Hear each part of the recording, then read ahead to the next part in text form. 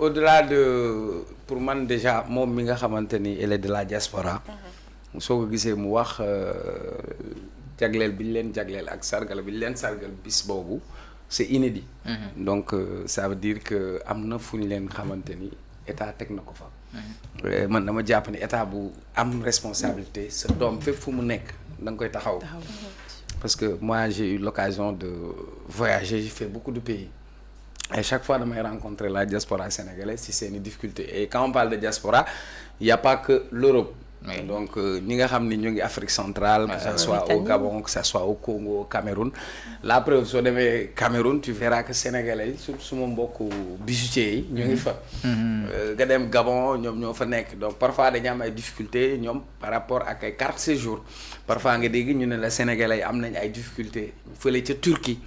Parfois au-delà de problème de carte de séjour, parfois même si wàllu assistance juridique. Donc je crois que ñoom bi ñu ñëwee sax wax nañ ni dañu bëgg au niveau de chaque consul ñu indi fa assistance juridique parce que am na ay sénégalais yoo xam ni ñu ngi nekk ci ay difficultés. Mais balaa may ñëw ci journée bi il faut ñu jéem a xool l'apport de la diaspora sénégalaise.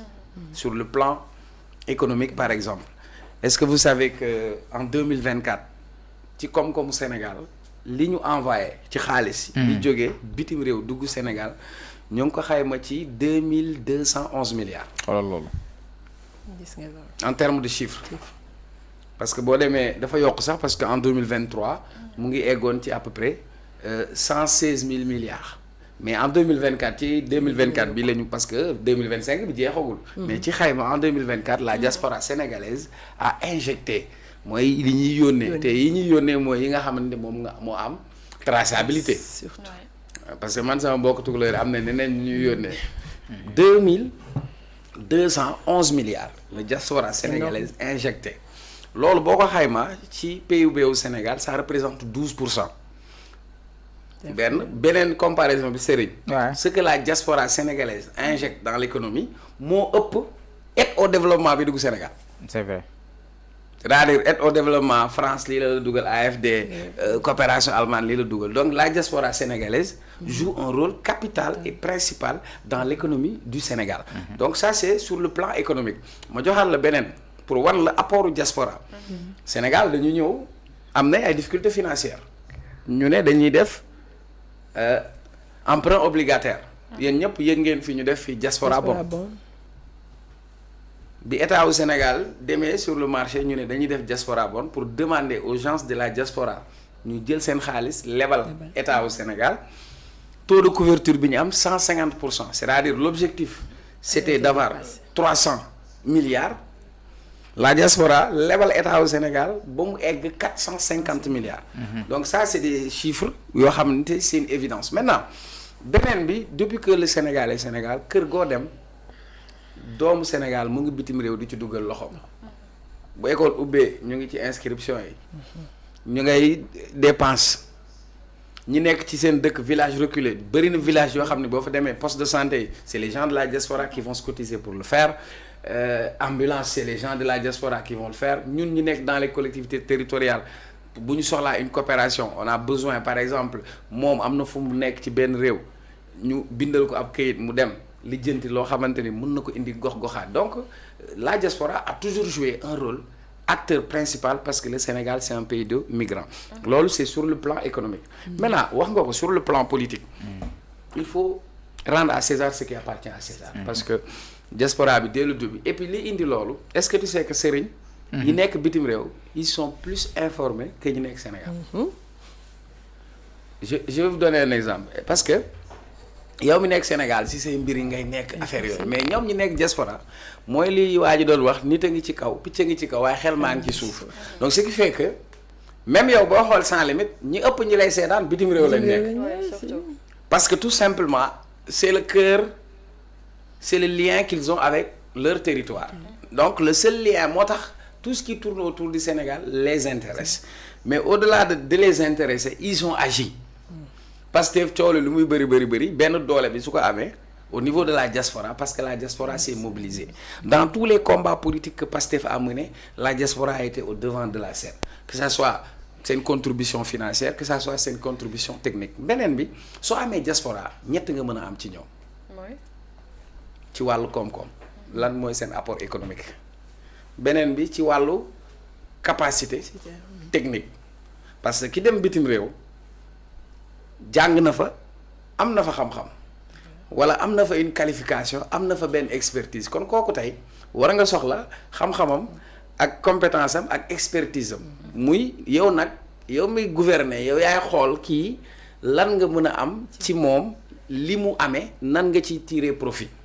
ñetteel bi li nga xam ni mën nga ko am ci moom mooy tey transfert de compétence boobu parce que bëri na ñoo xam ne ñu ngi diaspora tey yaa ngi soxla ay investisseurs mais war nga leen ñoom ubbil ay bunt ni nga koy defalee ñeneen ñi nga xam ni bokkuñu sa réew nga xool noo leen di organiser ñoom ba yombalal leen bu ñu bëggee ñëw ci réew mii bëgg a investir ñu mu mën a yomb ci ñoom beneen difficulté bi ñu am mooy par rapport ak suuf xam nga Sénégal man sama discours dafa direct tey yow boo nekkoon diaspora doo wóolu sax ki nga bokkal ndey ak baay parce que dañ leen a dóor jënd terrain ñaata yoon nga dégg diw jël na am na sax koo xam ne daa yónnee woon papa ji pour papa ji du ko tabaxal ndekete papa ji tax na ci ab ñaare donc parce que y a un vide parce que l'État doit mettre en place un dispositif pour leur permettre ñoom ñu mën a acquérir ay logements ñoom ñu mën a acquérir ces terrains parfois da ngay gis ku nekk ci diaspora bi ne la damaa soxla terrain nga boole ko nit yónnee ko terrain mu fay ko xaalis du ci jot yooyu yëpp c'est des difficultés parce que léegi nag moo tax ma ne la ci ñetti apports yi sur le plan économique sur le plan de la maîtrise des connaissances de l'expertise et de la compétence on a besoin de ces fils et pour construire un pays on a besoin de toutes les compétences fépp fu ñu mën a nekk maintenant nag am na ñoo xamante ni bu Ousmane Sonko ñëwee je vous le dis moi je connais beaucoup de gens yoo xam ni bi Sonko ñëwee taf seen premier réflexe mooy man damay dellu Sénégal billaahi moi je connais des gens yoo xamante ni mun naa la joxe exemple am naa suma xarit boo xam ne c'est un ingénieur France la nekkoon li ñu ko doon fay France multiplié par 3 la mais ak avènement de Sonko ils disent damay dem Sénégal ils sont venus au Sénégal ils sont au Sénégal léegi ñooñu état bi war na mën a am benn dispositif boo xamante ni compétence yi nekk bitim réew bëgg a ñëw liggéeyal Sénégal nan lañ leen di mën a insérer ci li nga xam ni moom la ñu liggéey donc pour man je rends hommage à la diaspora sénégalaise parce que fii ku nekk ci ñun am nga fa say mbokk am nga fa say parents parfois mu metti ci ñoom lay surtout Sénégal xamuñu waa ji lan la yendoo xamuñu lu mu fanaanoo dañ lay woo di la ñaan boo leen mayee amoo ñu ne kii daa nay te dëkk bi fenn yombul surtout au niveau de la diaspora je vous dis niveau de vie bi parfois dafay metti contrainte yi parfois dafay metti et les gens parfois duñu leen comprendre maintenant pour revenir dans la cérémonie ñaar laa gis parce que dama xëy gis benn image Ousseynou ak Assane ñuy joxañante di ree man leen waa baax na ñoom ñaar ñii lu ci nit di waxoon naa ne ko dès le début na nga am foo ci yemale sa bopp na nga ci am mesure cooli lu muy bëri fi mu toll ni déggatoo opposition nañ waxante dëgg cooli léegi Sonko ngay dégg Diomaye ils sont reléguer les autres au second plan li ma leen waxoon